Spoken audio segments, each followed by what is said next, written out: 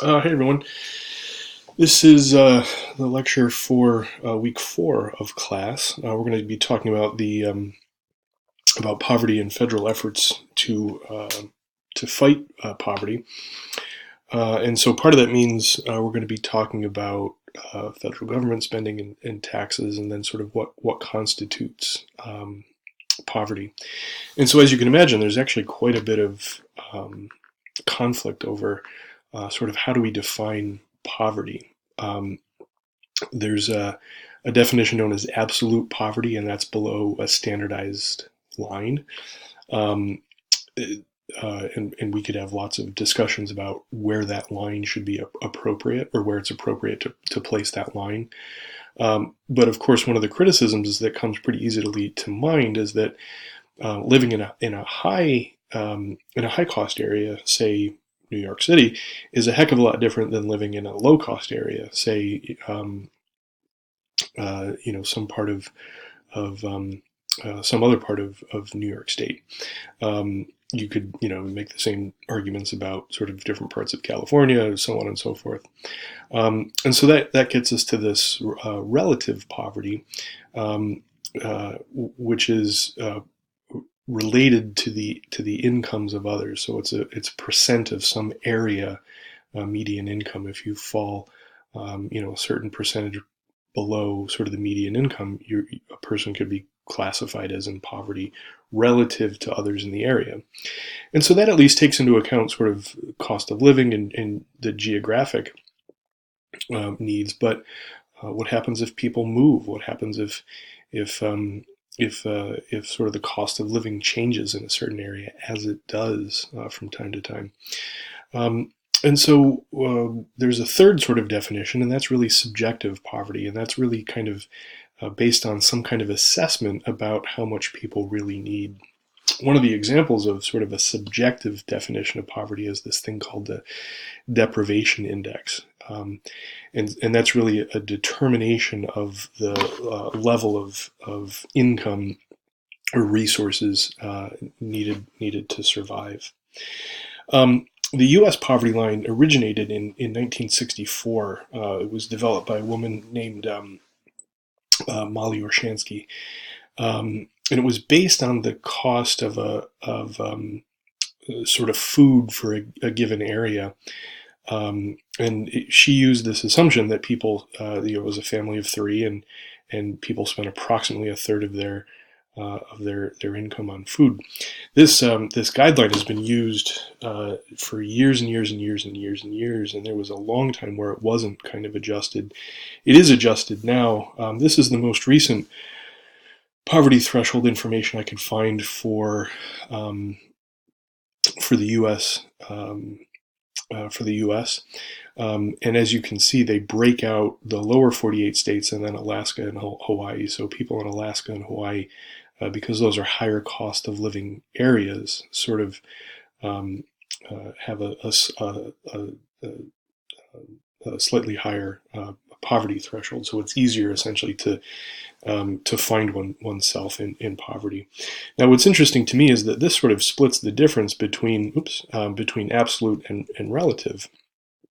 It's absolute if you're in sort of one of these columns here, the 48 states, Alaska and Hawaii, but there is no, and these are relative to each other, but there's no adjustment for, say, a high cost of living area like New York City, or in a low cost of living area like some other part, a rural part of New York State, or California, that kind of thing. So this sort of splits the difference between absolute and relative.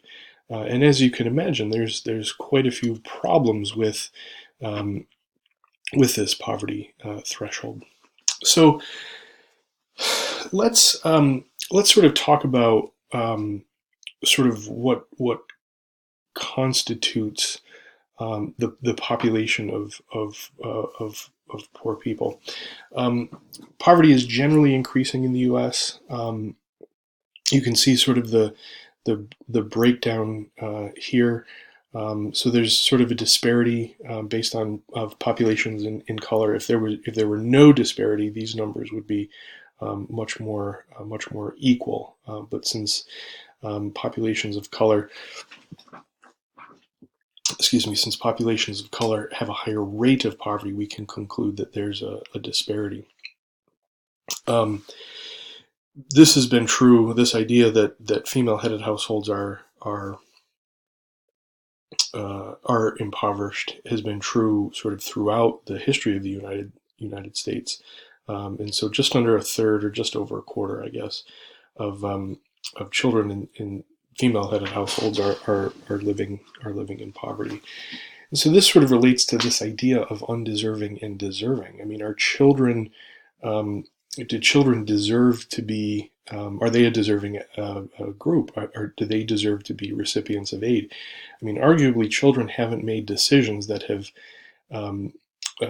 led them to poverty. They sort of find themselves as part of families that are impoverished, and so should we give aid to them? That's sort of how that question of deserving and undeserving sort of has made its way into recent conversations.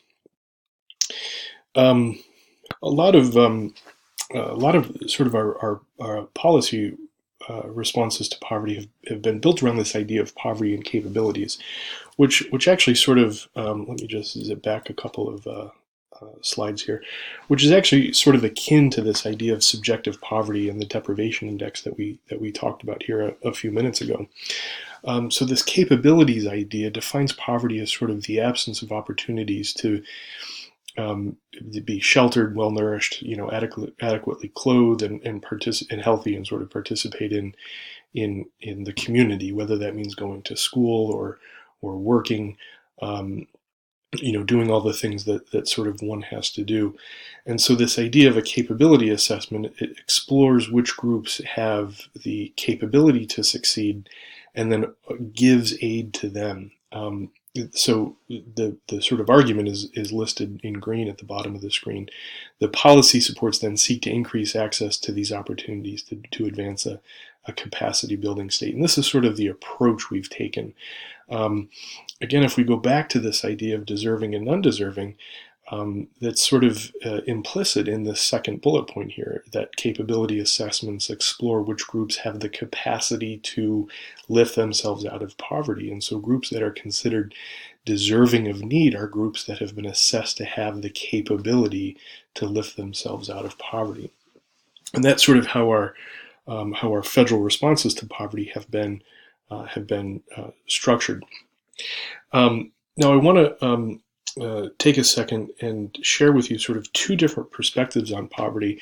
Lyndon Johnson is the man who said this quote here, and Ronald Reagan is the person who said this quote here on the next slide. So let me read this to you real quick.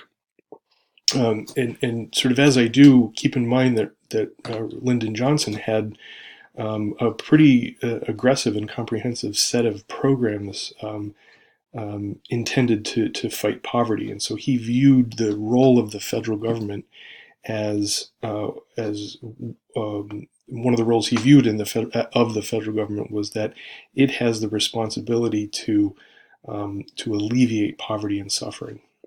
And that's sort of contained in this quote. This administration today, here and now, declares unconditional war on poverty in America, and I urge Congress and all Americans to join me within this effort. It won't be short or easy. No single weapon or strategy will suffice, but we shall not rest until that war is won. Our joint federal, local effort must pursue poverty, pursue it wherever it exists, in city slums, in small towns, in sharecropper shacks, or in migrant workers' camps on Indian reservations, among whites, as well as African Americans, among the young as well as the aged, in the boomtowns and depressed areas. Our aim is not only to relieve the symptoms of poverty, but to cure it, and above all, prevent it. So as you can see, he thought the government had a responsibility to fight poverty.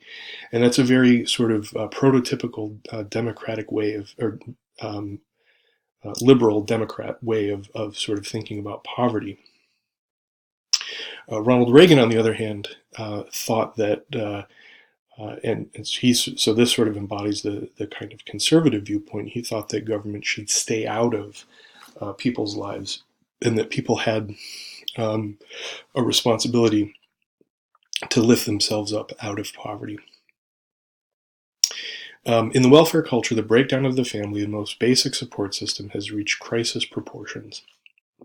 In female and child poverty, child abandonment, horrible crimes, deteriorating schools, after hundreds of billions of dollars in poverty programs, the plight of the poor grows more painful, but the waste in dollars and cents pales before the most tragic loss. The sinful waste of human spirit and potential, we must escape the spider's web of dependency. And so dependency is, just as an aside real quick, something we've sort of talked about in other kind of lectures, and something that sort of U.S. poverty discussions have been preoccupied with, that poverty programs on the part of the federal government, efforts to sort of reduce poverty, simply create dependency. And dependency is sort of the sort of leads to this need to support people for an open-ended kind of length of time. So the reason this idea of welfare is used in social work language and conversations about poverty has to do with really this idea that welfare means well-being. And social welfare simply means that there's sort of the role of the government is to help provide people some minimum standard of well-being. The term welfare has really been sort of co-opted by conservative parties. It's been weaponized. It sort of typically means something bad. It really doesn't in sort of the context that we use it in this class. But we should review a few of sort of the explanations for why the government started to view itself as needing to take care of people and sort of provide them with some kind of minimum standard of living. So the first is this idea of the industrial welfare hypothesis, and that simply says that industrialization in the late 19th century it contributed to the breakdown of the family, and the government must step in to provide that support. The maintenance of capitalism hypothesis suggests that people find jobs that are sort of consistent with their social standing. So low-income women are forced into low-wage employment. People who come from high-income families are able to get high-income kinds of jobs. The accumulation and legitimizing hypothesis suggests that the government accumulates power, and through the accumulation of power, it sort of legitimizes the presence of the formation of the social welfare state. That's what this idea of suppressing dissent and enhancing stability means. That's sort of what you can think of as a snowball rolling down a hill. It gets bigger and bigger and bigger, and so the social welfare state developed some momentum as it started to grow. And that momentum helped to kind of legitimize it. Then there's a social conscience hypothesis for the explanation of the social welfare system, and that's that we have a collective public conscience, and seeing people who are suffering sort of offends our conscience, our collective conscience, and so we're compelled to kind of do something about it. And then there's the Marshall and Titmuss hypothesis, which suggests that the social welfare system provides only benefits to people who are included in the citizenry. And actually, if you sort of think about public comments made about illegal immigrants and aliens and so on and so forth, we're actually having quite a few conversations about who's included in the citizenry and who's not. These sort of explanations for the for the development of the social welfare state all sort of coincide with some sort of economic and political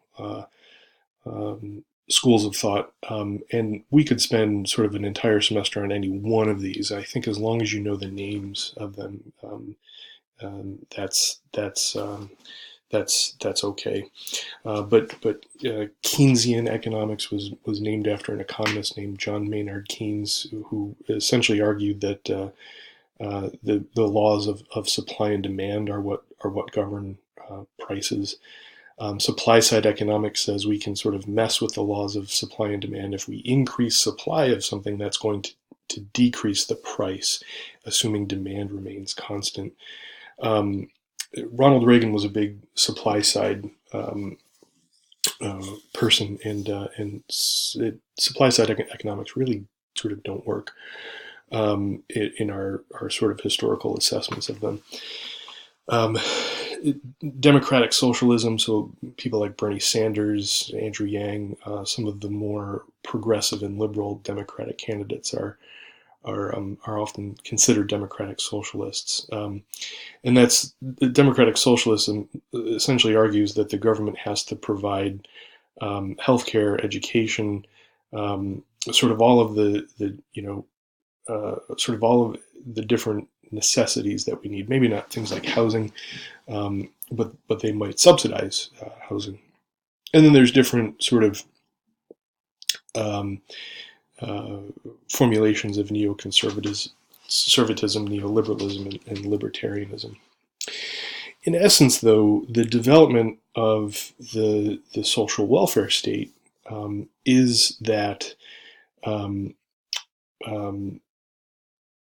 work has become kind of increasingly competitive, and the labor market has become, and well, I should say the sort of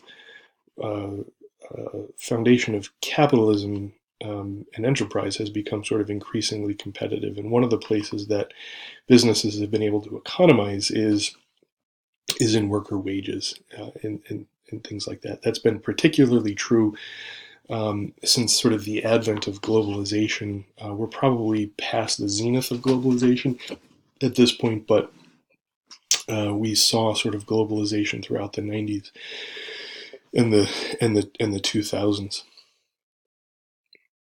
So the sort of fundamental question we're asking here is how far does the government's responsibility extend in providing some basic minimum standard of living? No one really argues that there is some responsibility that the government has. The disagreement really is how far does that responsibility extend? And if we go back to sort of this slide here, democratic socialists would argue that the government responsibility extends really far, whereas people who fall more on sort of the conservative side of things and libertarian side of things say that the government responsibility doesn't extend very far at all. But what that gets us to is sort of how the government spends its money, and that's what we're going to talk about here for the next couple of slides. So there's two big categories of government spending, and those categories are mandatory and discretionary spending. Mandatory spending is money that the government is required to spend. They have to, and that includes things like the national debt, Social Security, Medicare, Medicaid. These often include some entitlement programs, Medicaid, for example. But yeah, and we'll get more into this in a second here. Discretionary spending is, on the other hand, money that the government can choose to spend if it wants to. And so that includes things like national defense, agriculture, transportation, and some social services. Now, it may look odd that national defense is in discretionary spending and not mandatory spending. And that sort of stems back to some really historical arguments about what's the role of government providing for the the common good. At any rate, the place we find ourselves is that national defense sort of falls in discretionary spending, and mandatory spending is things like interest on the national debt, Social Security, Medicare, and Medicaid. So this graph is, or this pie chart is sort of all spending, and I believe, yeah, this is a 2012 graph. So this is fairly dated. These things don't change a ton, but they do, they do change a little bit. So I've got some more though here in a little bit that we will come back to. Actually, here they are. We'll skip around here a little bit. Yeah, here they are. So this is sort of what these different expenditures look like. This is all expenditures, and so you can see sort of some of these discretionary categories making up, maybe a little more than 50% of the federal budget. The sort of logical question is, what percentage of the federal budget comprises mandatory and discretionary spending? And it's about 70-30. We can break down that mandatory spending this way, so that 31% stays there, and this is how that sort of 69% is broken up. So we've got, interest, Social Security, Medicaid, so Medicaid, Medicare, so on and so forth. And then how do we break up that discretionary spending? So this obviously, this is this third, this, not quite third, I guess, this 30% here. But it obviously takes up sort of the whole, I'm sorry, it doesn't take up the whole pie chart, it just extends here. So defense, non-defense spending, and then education, healthcare, these some things over here. So let me back up here a little bit. And let's talk about how sort of the government collects money to fund sort of different mandatory and discretionary spending. And so obviously the government collects money through taxes. And taxation is important not only for how much money is collected, but how that money is collected. So there's sort of a couple of different categories of taxes. There's these things known as regressive taxes, and that's sales tax, and sin taxes, and I'll tell you what sin taxes are here in a second. Sales tax, is something we pay on food and clothes and cars and whatever else it is we buy. Actually, we don't pay taxes on groceries here in New York State, but we do pay taxes on sort of prepared foods in New York.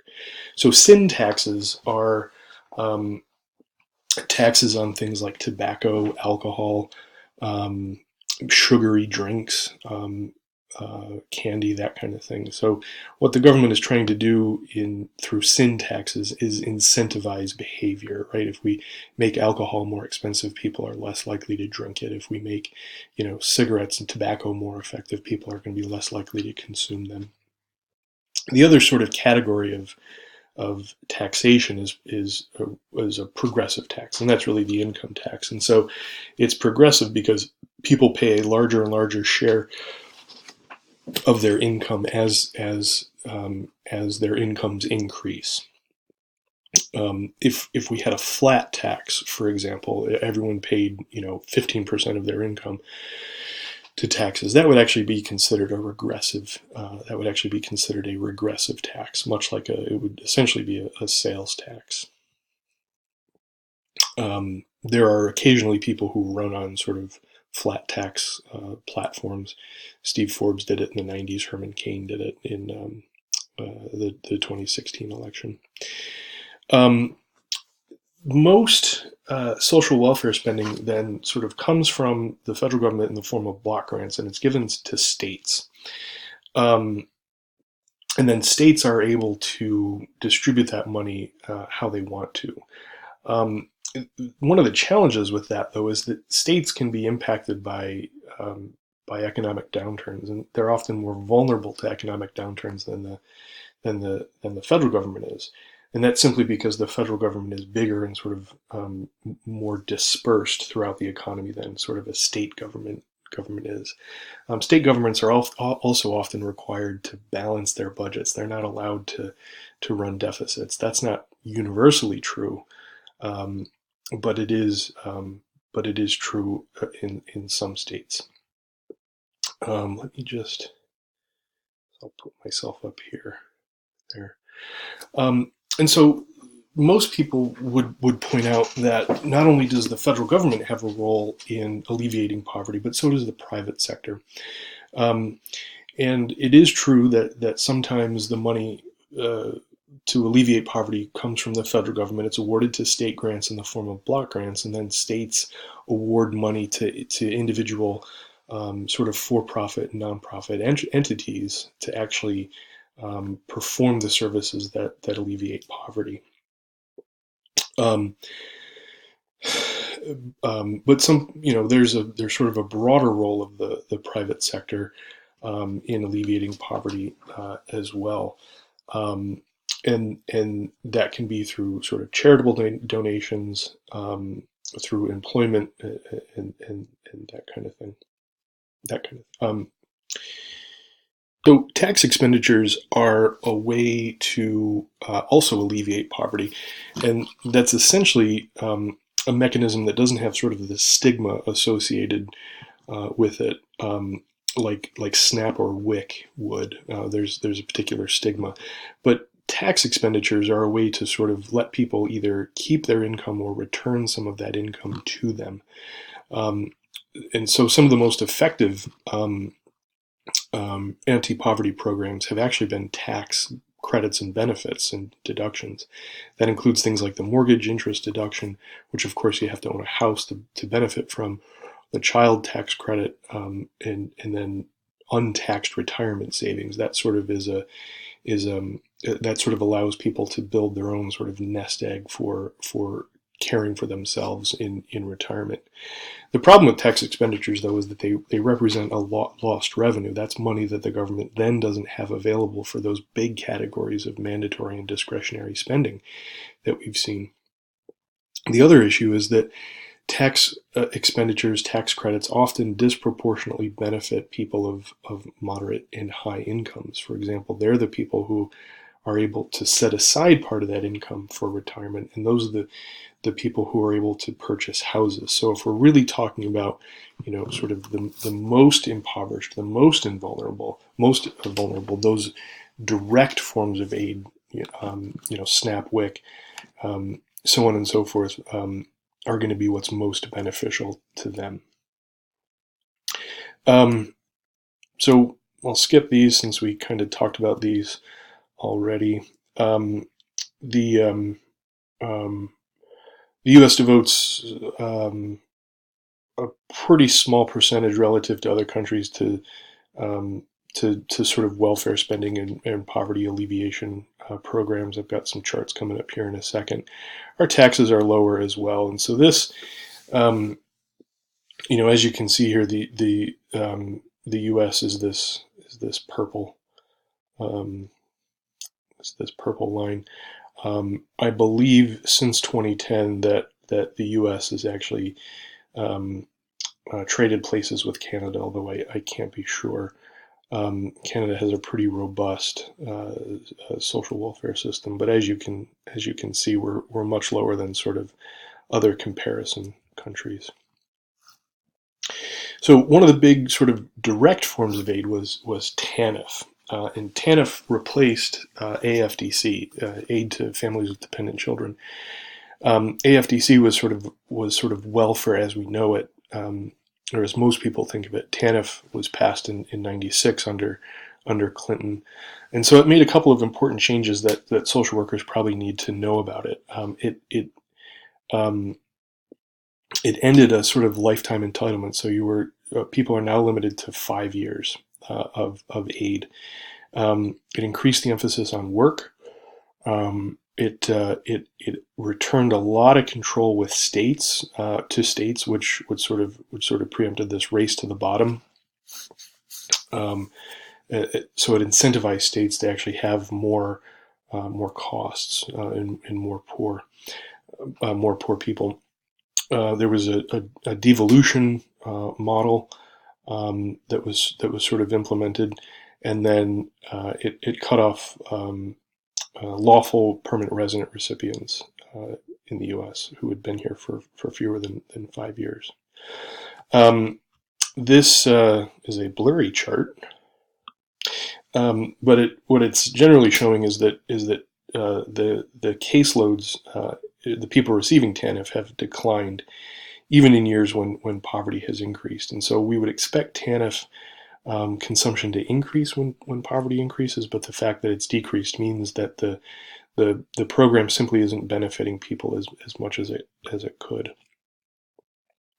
This is a pie chart of how TANF dollars are spent. So not quite 30% goes to cash assistance, not quite 40% goes to other services. You can see there. So TANF sort of incorporated a lot of political viewpoints, and these were sort of latent goals that people wanted to see in how aid to people who were in poverty. This is sort of how aid to people in poverty was distributed. So there's real emphasis on work, and that sort of was to supplant this idea of dependency that we talked about when I read that Ronald Reagan quote earlier on in the presentation. It sort of had this idea that families on welfare were dysfunctional, and so the whole point was to get people off of welfare, which would solve this dysfunction. It also thought that the current system was dysfunctional, and so it implemented these sort of massive changes that attempted to cure the dysfunction of the system. And so, do we argue or do we conclude, has TANF been effective or not? Well, if the goal was to realize a cost savings, then it was effective. If the goal was to help people who needed it, then that's not effective. If the goal was to push families to take care of themselves, the data would be mixed. Certainly some people have, but certainly there are people who aren't getting any assistance and are probably even worse off than they were prior to the TANF changes. A few ideas about TANF today. Caseloads have declined by 60%, even though poverty is arguably worse than it's sort of been in modern history. It as I said a second ago, provides substantially less protection against poverty because of these lifetime limits. And there are sort of families who have been sort of left behind. Certainly, like I said, some of them went to work, but some of them were forced off the rolls and not able to work. And so there is sort of no program that's sort of providing any aid to them. Let me I'll put myself down here real quick so we can kind of see everything. These are maximum TANF benefits, and it sort of shows how below the federal poverty line people are, and this is a family of three. So in New York, for example, people come in at about 50%, 40 to 50% of the federal poverty line. Now this would be the federal poverty line in 2011, but if you remember way back in the beginning of our talk today, I had some information about the federal poverty line. So for a family of three, if you're somewhere around $15,000, you're coming in at about 15% of that, or I'm sorry, 50% of that in a place like New York. You can do the math, and certainly there are people or places where people are coming into 10 to 20% of the federal poverty line. So the question here is TANF doing what it's supposed to do? And if what TANF is supposed to do is alleviate poverty, the answer is no. But if the question is it's supposed to produce a savings to the federal government, then the answer is probably yes. And so this sort of gets to this big idea that we have to make in this course, and that's that policy can have, vastly different outcomes and be judged by some people to be a complete success based on what it is they're interested in, and it can be judged a complete and utter failure by other people depending on what they're interested in. So one of the things, let me just put myself back up here. One of the things that TANF has tried to do is increase the workforce participation. Now this is dated data, but you can sort of see what it did, right around the time TANF was passed, which was the late 90s. So among people who never had work and never sought welfare, their workforce participation increased. Among people who worked and never received welfare, their participation increased. Among people who received welfare and never worked, that percentage of people decreased, and among people who worked and received welfare, that percentage of people decreased as well. So let me rephrase. Let me just talk about this again, because I think I made a mistake on what I was saying. This is the percentage of people who have different combinations of welfare and work, who are sort of present in the United States. So the people who are receiving welfare and never worked declined. Some people might view that as a success. The percentage of people who worked and never received welfare increased, and again, some people might see that as a success. And so, if this is what your goal is, though, you might judge TANF to be a success. On the other hand, if your goal is to increase participation, but on the other hand, if your goal is to make people more self-sufficient, we have to ask ourselves what's happened to this group here. This idea of people who probably are ineligible for welfare, perhaps due to a 5-year limit, and unable to work. This is the group that's sort of most vulnerable, right? This is the group that that probably doesn't have the means to care for themselves and isn't eligible for any kind of aid.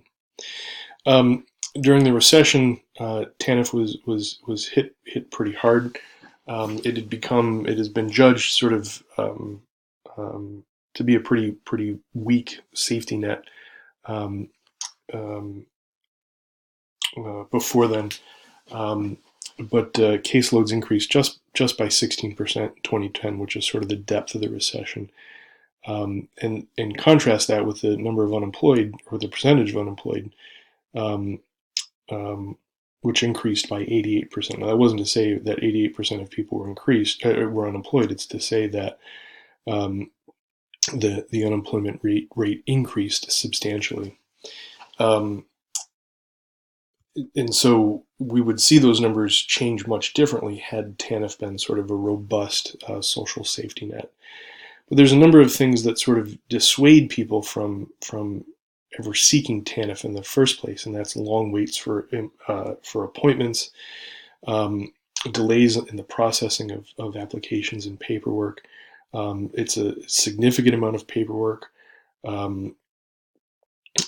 There's sort of explicit discouraging of applications for cash assistance on the part of workers.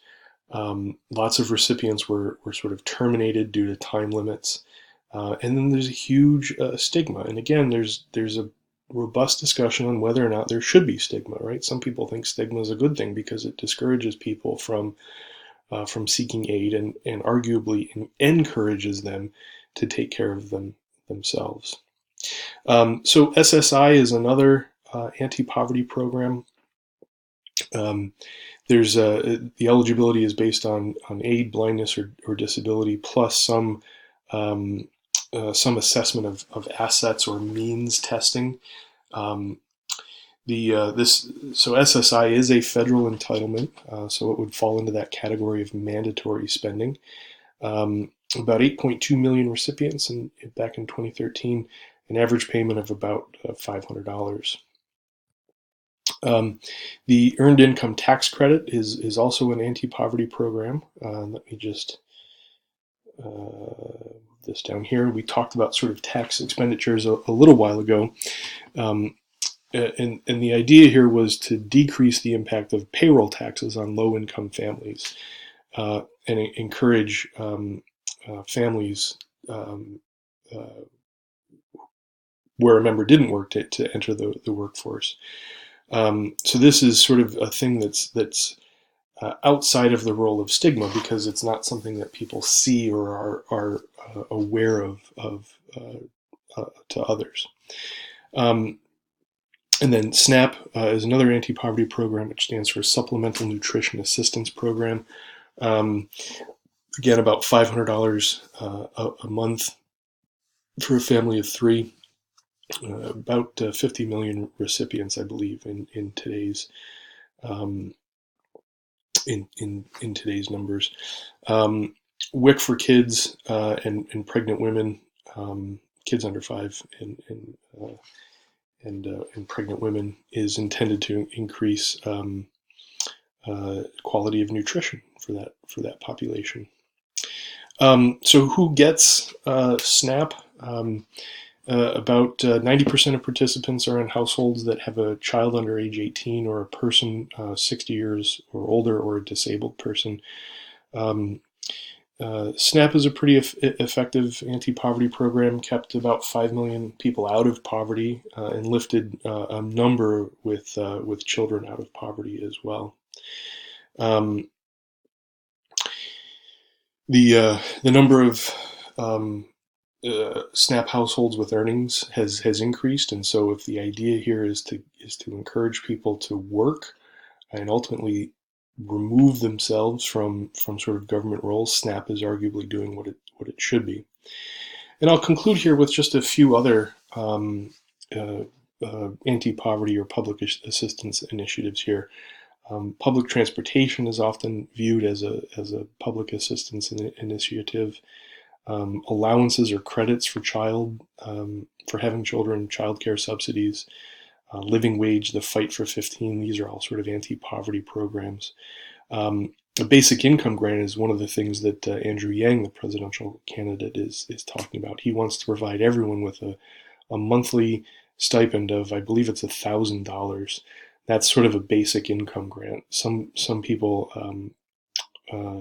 call that universal basic income, but the idea here is that everyone has a set amount of money that's sort of guaranteed to them each month, or each by some cycle. So I realize this is a long lecture. I hope it complemented the reading, and thanks for watching. Feel free to get in touch if you have any questions.